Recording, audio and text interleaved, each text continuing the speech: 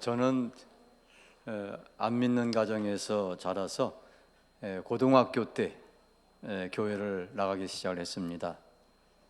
교회를 나가되 매주 나가면 버릇되니까 가끔 한 번씩 나갔습니다. 매주 나가지 마세요. 버릇돼요. 어느 날 고등학교 3학년 10월 달인데 공부를 하다가 좀 피곤해서 바람 쐬러 밖으로 나갔습니다. 나갔는데 그 부흥의 포스터가 붙었는데요. 이웃에 있는 교회에 그 욕을 잘하는 목사님이다 하는 거예요. 그래서 무슨 목사가 또 욕을 잘하는 목사가 있나 호기심에 들어갔죠. 그런데 욕을 하는데 여러분 상상을 초월하는 욕을 해요. 그 한 할머니가 설교 중에 좀 졸으셨는데 저런는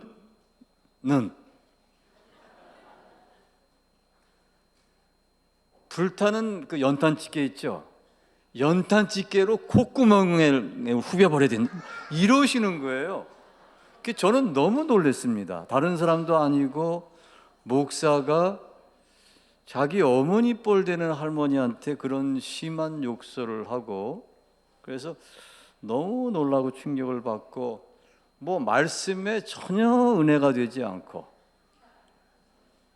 기억에 남는 것도 없어요. 그런데 이상한 일이 벌어졌습니다. 설교가 끝나고 이제 잠깐 기도하는 시간이 있는데 갑자기 눈에서 막 눈물이 흘러요. 제가 용납하지 못하는 것 중에 하나가 남자는 울어서 안 된다. 뭐 화장실에 가니까 뭐 남자가 흘리지 말아야 할 것은 눈물뿐이 아니다 그랬던데 남자는 눈물 흘려서 안 된다. 이제 그런 생각이 있었는데 눈물이 나는 거예요. 그래서 내가 갑자기 왜 이러냐 이거 무슨 일이냐. 스스로에게 이제 이해가 안 되고 속상한 그런 상황이었는데 예배가 마치고 사람들은 다 가고 성전에 불은 꺼졌는데 혼자 남아있던 거예요. 제가 혼자 남아서 이해하지 못하는 눈물은 흘러내리는데 갑자기 그 칠흑같이 어두운 성전 저 앞에 강대상 쪽에 그 영화 스크린이 나타나요. 그러더니 제가 하고 싶었던 일, 또 세상에 인기 있는 일들, 멋진 일들이 나타났다가는 확 지나가고 나타났다가 확 지나가는데 제가 받은 느낌은 그런 거 해봐야 뭐 별 볼 일 없다 그런 느낌이죠. 그리고 맨 마지막에 정지 화면이 나타나는데 그 예수님이 나타나신 거예요. 너는 나를 따르라. 그리고 화면이 멈췄어요. 없어졌어요.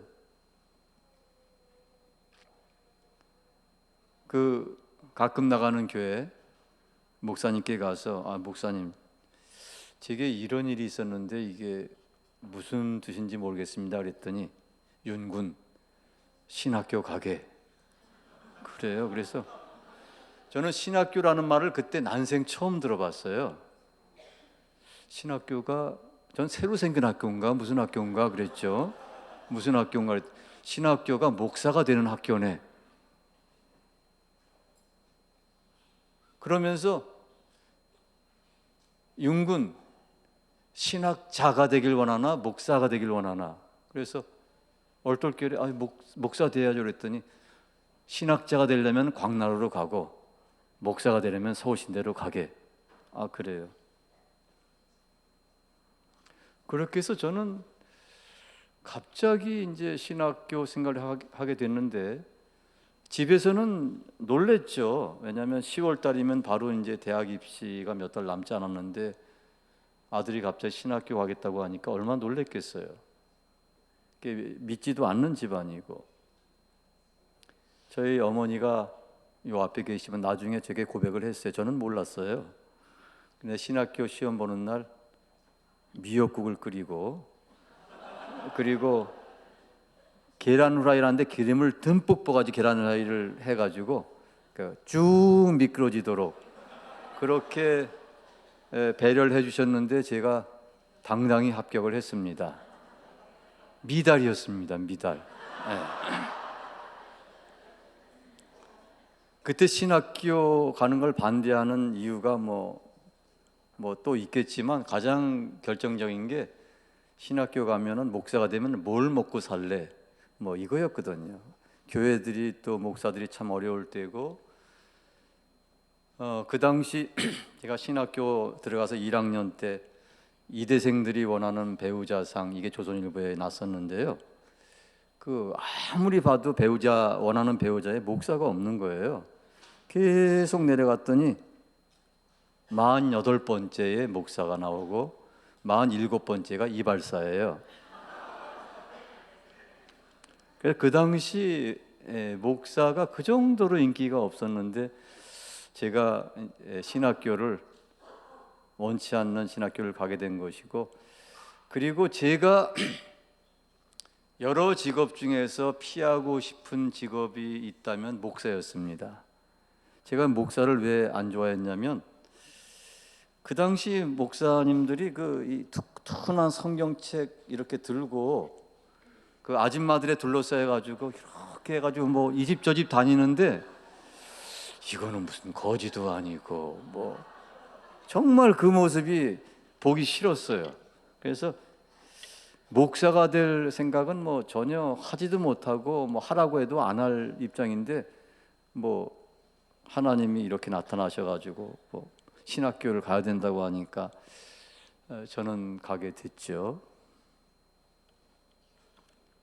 제가 신학교 다닐 때 남북교회 전도사로 있으면서 일을 열심히 했습니다. 왜냐하면 담임 목사님 집은 그 연희동이고 제가 이 교회 바로 옆에 사택에 살았습니다. 그러니까 새벽 기도회는 매일 제가 해야 되고 수요 예배도 제가 해야 되고 교인들 집에 뭐 급한 뭐 일이 있으면 제가 또 가야 되고 그러니까 열심히 일을 했죠.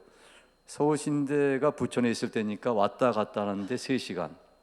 그리고 대학원 때니까 또 이제 공부해야 될 과제들이 있고 거기에다 또 새벽기도 준비를 해야 되는데 제가 절대 수면 부족입니다. 12시 넘어서 자고 4시에 일어나기를 한 3년 이상 했습니다. 그러니까 세수할 때마다 이 머리가 이제 우수수 빠지고 이게 제가 남북교회에서 그 과도한 업무로 인해서 받은 겁니다.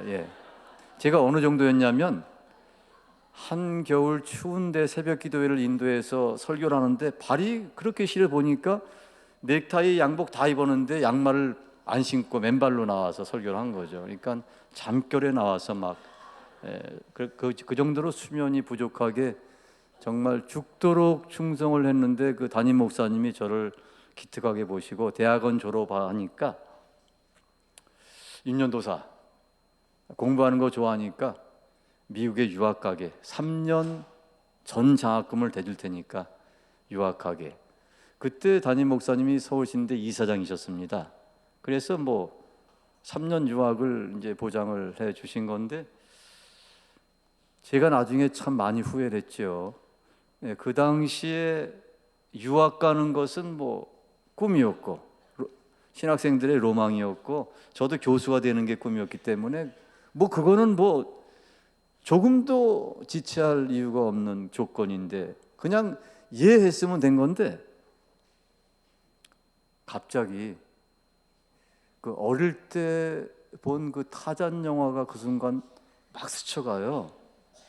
그 타잔이 나타나고 동물들하고 친구가 되고 나무 줄기를 타고 뭐 하며 다니고 뭐 이런 생각이 순간적으로 그 0.1초 사이에 스치면서 그 당시 둘러스라고 하는 선교하는 배가 유럽과 아프리카 20개국을 순회한다는 그 광고를 막 본 상태였는데 아프리카 이 생각이 갑자기 난 거예요. 그래서 저도 모르게 목사님 저 아프리카 가고 싶습니다 이런 거예요.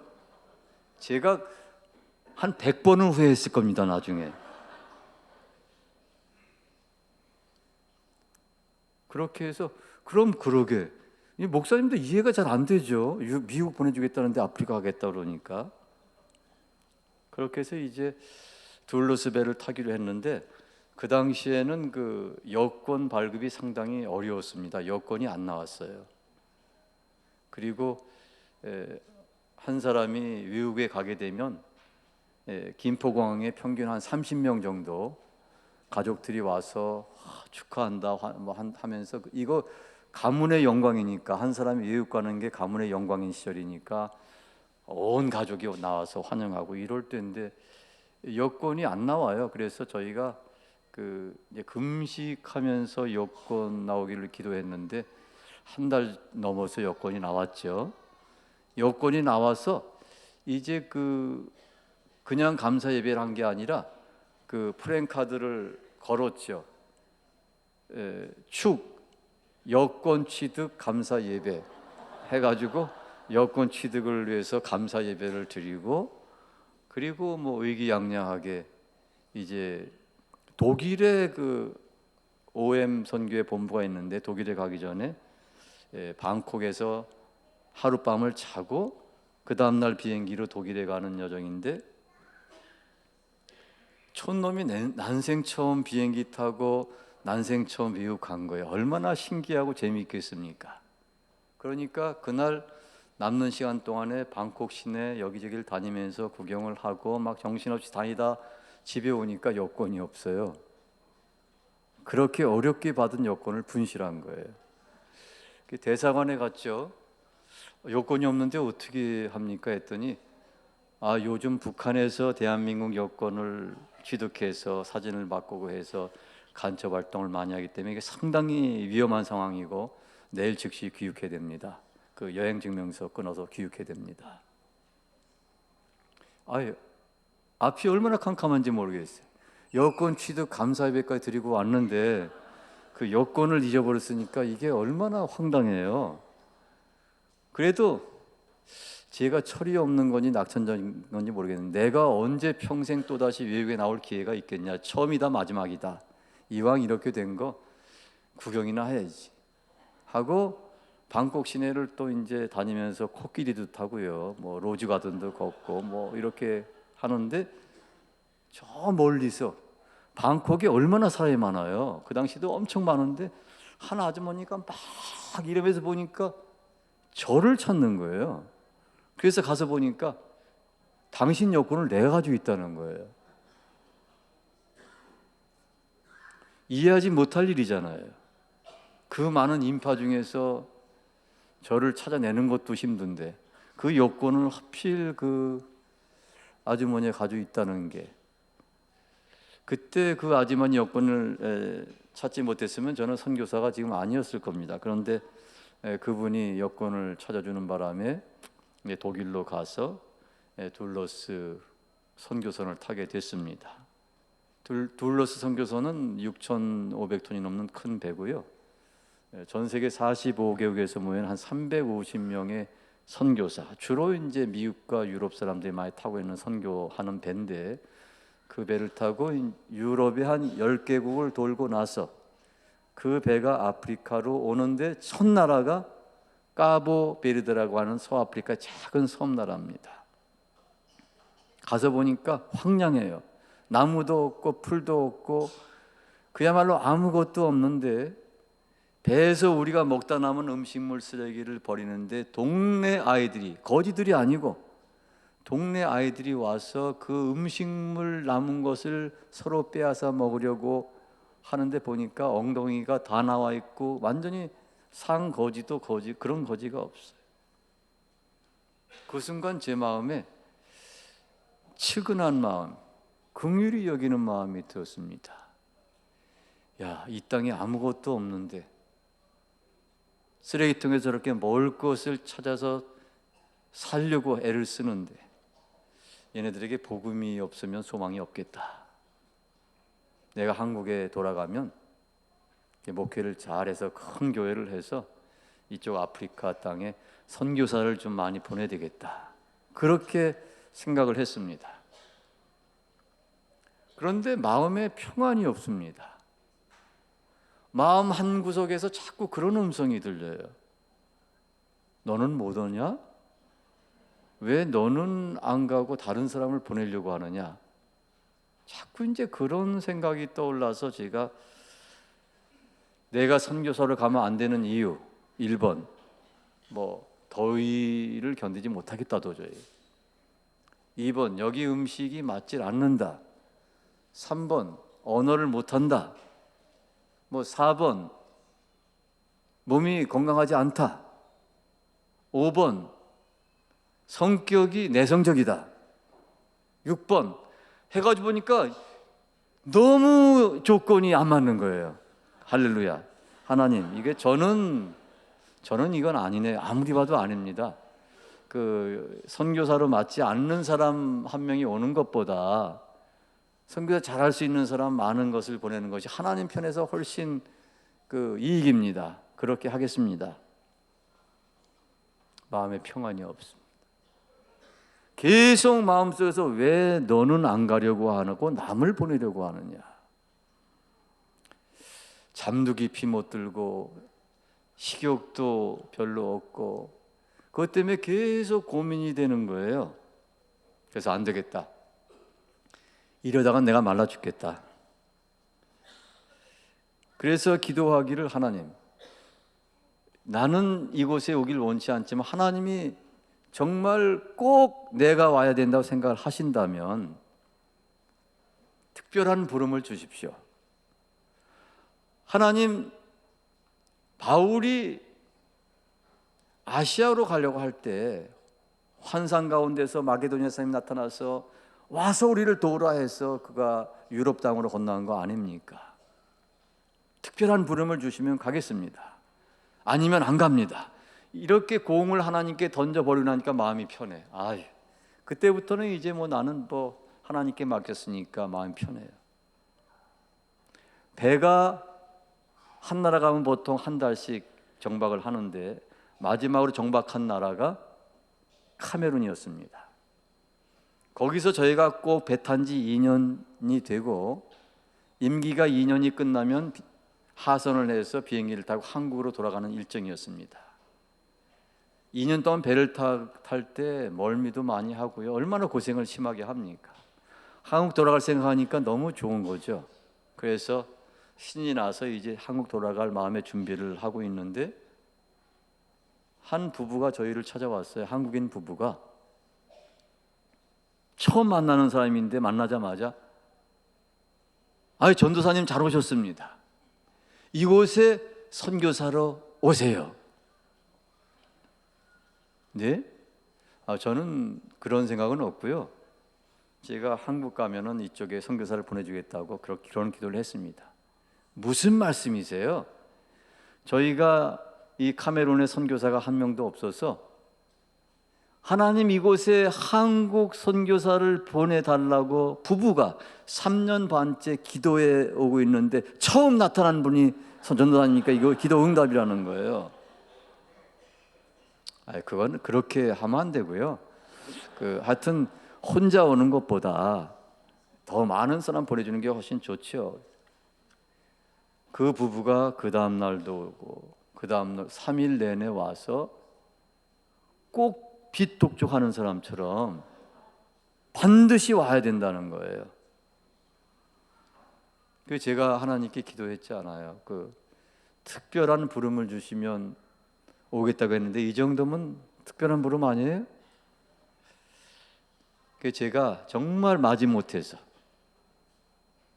억지로 그곳으로 갔고 가서 그럼 잠깐 있다가 와도 되니까 그런 마음 가지고 갔는데 이제 33년이 넘었네요. 창세기 45장에 보면 요셉의 간증이 나와요. 요셉이 형들에게 팔리고요. 보디발의 집에 가서 종 노릇을 하는데 또 주인 마님의 모함에 빠져서 옥에 가게 되고 나중에 이제 총리가 되는데 요셉이 자기의 뒤의 삶을 회고해 보니까 형들이 파는 것 같은데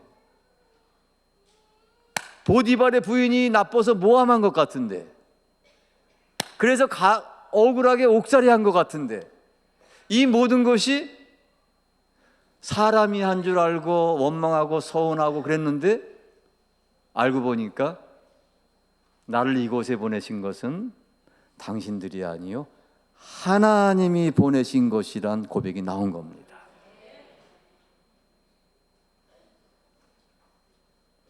내가 계획을 하지만, 그리고 사람들이 어떤 역할을 하지만 결국 내 발걸음을 인도하시는 그분은 하나님이시라는 것이죠. 제가 아프리카에 있을 때 힘든 것 중에 하나가 자녀들 문제예요. 가족이나 저를 아끼는 사람들이 저보다 제 자녀 생각을 더 많이 해. 선교사님은 사명받아 갔잖아요. 근데 자녀들은 무슨 죄가 있어요? 꼭 죄라고 그러더라고요. 아니, 아프리카 가서 자녀들 그렇게 방치하시면 걔네들 앞날이 어떻게 되겠어요? 자녀들 생각을 하셔야죠. 한국으로 보내든지 미국으로 보내든지 어떻게 자녀들 교육을 생각을 해서 그들의 앞날은 그들이 결정하도록 하셔야지, 어떻게 무책임하게 애들을 아프리카에 썩이세요 막 이래요.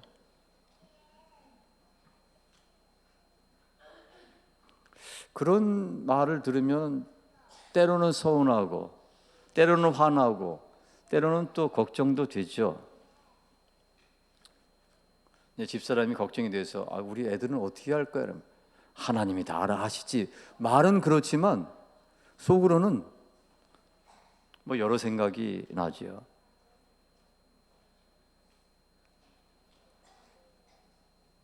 저희 아이들을 그런 환경에서 자라게 하면서 이제 저희 아들이 그 마음에 어릴 때 상처가 있었어요. 6살 때인가 슈퍼마켓을 데려갔는데 포도가 먹고 싶다고 그래요. 근데 저희가 포도를 사줄 돈이 없었어요. 그래서 야, 다음에 사줄게. 그런데 얘가 그 포도 알을 몇 개를 몰래 따온 거예요. 너무 먹고 싶으니까. 그 동생은 한 4살쯤 됐겠죠. 6살, 4살. 포도 알을 얘네가 빨아먹고, 저희는 몰랐죠. 한참 10년 후에 지내서 한 거니까. 냉장고 깊숙이 넣어놓고 그 다음날 또 포도알을 둘이 빨아먹고 냉장고 안에 넣어놓고 하다가 도저히 못 참겠으니 어느 디데이를 정해서 오늘 깨물어 먹자. 그래가지고 그 포도를 깨물어 먹었다는 것이죠. 깨물어 먹으면서 아빠한테 일을 간 거예요. 아니, 무슨 아빠가 우리를 여기 데려서 이렇게 고생을 시키나. 아빠가 미워진 거예요. 그리고 아빠가 믿는 하나님은 왜 우리를 이렇게 고생을 시키나. 하나님이 미워진 거예요. 그렇게 해서 잠시 방황을 하게 되는데, 방황을 하다가 하나님께로 돌아온 그 과정을 글로 썼는데 그게 그 유명한 그 국제 잡지에 실렸습니다. 근데 그것을 본 한 자매가 야, 얘 멋지다. 어떠는지 궁금하네. 한번 만나보고 싶다. 그 자매가 지금 며느리가 된 거예요. 그래서 제가 그러죠. 아들한테. 너는 임마 아빠 탓이야. 아빠가 다 알아서 포도도 안 사줬고. 그랬기 때문에 지금 그렇게 부인도 만나고 지금 너무 좋고 행복해 하거든. 다 아빠 탓이야. 아빠한테 감사해. 근데 아이들이 그렇게 어려운 환경에서 자라면서요, 생각이 깊어지고 철이 있어. 요새 애들이 철이 들지 않은 건 너무 좋은 환경에 자라기 때문에 그렇잖아요. 어려운 환경에서 자란 애들은 생각이 깊습니다. 하나님을 사랑하고 의지하고 남을 배려하고 주위 사람들이 그렇게 걱정을 했지만 하나님이 자녀들을 하나님께 맡겼더니 자녀들의 앞날을 하나님이 친히 인도해 주시는, 자녀들 하나님께 맡기세요. 하나님께 맡기면 하나님께서 우리 자녀들도 인도하시는 줄 믿습니다. 우리 아들은 아프리카에서 사람들 생각대로 썩었는데 하나님은 우리 아들을 연세대학교 보내시고 또 서울신대 대학원 보내시고 지금 캐나다에서 박사학위를 금년에 마치면 돌아옵니다. 하나님이 다 인도해 주셨어요. 우리 딸은 이대 나오고 외대 통역대학원 나왔는데 좋은 직장들을 자기가 골라서 다녔어요. KBS, 아모레퍼시픽. 걔는 직장이 자기 마음대로 되는 줄 알아요. 골라서 직장을 다니고 또 좋은 남편을 줘서 목동에 아파트를 사줘서 또 잘 살고 있습니다. 자녀들 세심한 부분까지, 결혼과 직장 부분까지 하나님이 다 구체적으로 인도해 주시는 것이죠. 저희를 위해서 염려해 주시던 분들 자녀들은 염려 많이 했는데도 그렇게 잘 안 풀리는 분들이 많고요. 저희는 하나님께 맡겼는데 하나님이 인도해 주셔서 또 잘 되고 그랬습니다. 우리가 염려하는 게 있습니다. 저도 그랬어요. 하나님께 절대 너무 빠지지 말자. 절대 미치지 말자. 항상 하나님과 나는 일정한 거리를 유지하자. 안 그러면 빠진다. 두려워했습니다. 염려했습니다. 하나님과 너무 가까우면 뭔가 손해볼 것 같아. 뭔가 피해를 입을 것 같아. 세상에 있는 즐거움도 포기, 세상의 꿈도 포기. 그리고 수도원에 사는 것처럼 밋밋한 그런 삶을 살까 봐 두려워했습니다. 그런데 다윗의 고백을 보니까 그게 아니에요. 여호와는 나의 목자시니 내게 부족함이 없으리로다. 내 잔이 넘치나이다. 하나님 믿음 좋다고 모두 다 신학교 보내시지 않아요. 하나님은 우리에게 가장 잘 어울리고 잘 할 수 있고 이런 쪽으로 인도하십니다. 다윗은 하나님이 보니까 왕을 하면 제일 잘하겠어요. 그래서 왕을 시켰죠. 요셉은 보니까 총리가 맞아요. 총리를 시켰어요. 윤 목사는 보니까 목회보다 선교하는 게 낫겠어. 선교사를 보내. 우리 각자에게 가장 좋은 길, 가장 행복하게 살 수 있는 그 길로 하나님이 우리를 인도하시는 겁니다. 두려워하지 마세요. 염려하지 마세요. 하나님이 여러분보다 머리가 더 좋으십니다. 하나님이 여러분보다 여러분을 더 사랑하십니다. 하나님이 여러분보다 더 멀리 보십니다. 하나님이 인도하시는 그 길이 최상의 길입니다.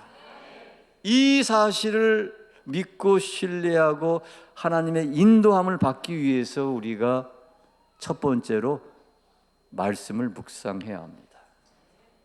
하나님 말씀을 통해서 우리를 인도하십니다. 시편의 다윗이 그랬습니다. 주의 말씀은 내 발의 등이요 내 길의 빛이니이다. 이 어두운 세상에 어디로 가야 될지 길이 안 보여요. 그런데 말씀을 묵상하면 우리가 가야 할 길이 보이고 가서는 안 될 길이 보입니다. 그래서 우리가 매일 말씀을 묵상할 때 주님의 인도함을 받을 수 있습니다. 두 번째는 기도하는 겁니다. 사무엘상서에 보면은 다윗이 4번을 짧은 절 가운데 4번을 계속 하나님께 구합니다. 하나님 이래야 합니까? 저렇게 해야 됩니까? 하나님 가야 됩니까? 말아야 됩니까? 4번을 계속 구하면서 하나님의 응답을 받고 행동을 합니다. 그래서 하나님은 다윗이 가는 곳마다 이기게 하셨더라. 가는 곳마다 이기게 하신 것입니다. 그리고 마지막으로 하나님에 대한 전적인 신뢰입니다. 우리 마음은요, 우리 사람은요, 기본적으로 욕심이 많고 이기적이고 나의 편한 것을 생각하고 나의 유익을 생각하고 이렇습니다. 그러나 종종 하나님이 인도하시는 길은 우리와 정반대로 우리에게 손해가 되는 것 같고 우리의 희생과 헌신을 요구하고 이런 길로 하나님이 인도하실 때가 많이 있습니다. 여러분, 만일 여러분이 갈림길에 있을 때, 이 길이냐 저 길이냐 헷갈릴 때 어느 길이 나의 희생을 요구하는 것이냐 해서 그쪽을 선택하면 거의 하나님의 뜻입니다. 예수님 예를 보세요. 예수님도 죽음이 두려웠습니다. 그래서 죽음을 피하기를 원하셨습니다. 그래서 주여 이 죽음의 잔이 내게서 옮겨가게 하시옵소서. 그러나 내 뜻대로 마시고 주 뜻대로 하옵소서. 이겁니다.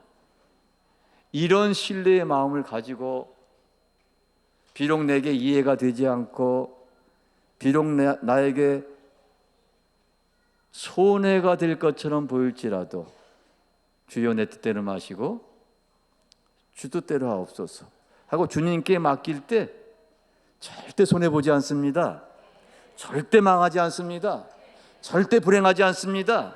하나님이 인도하시는 그 길이 우리에게 가장 좋은 길입니다. 부족함이 없습니다. 내 잔이 넘치는 그 길입니다. 우리 함께 기도하겠습니다. 주님 감사합니다.